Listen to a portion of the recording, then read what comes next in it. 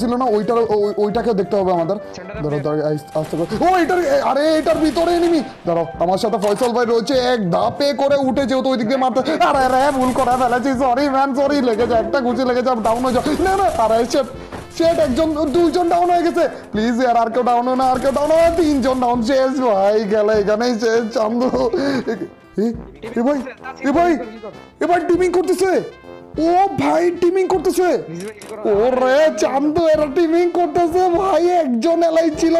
এটা কি রে, এটা কি এ ওয়েট ভাই, তিনজনের ড্রেস সেম।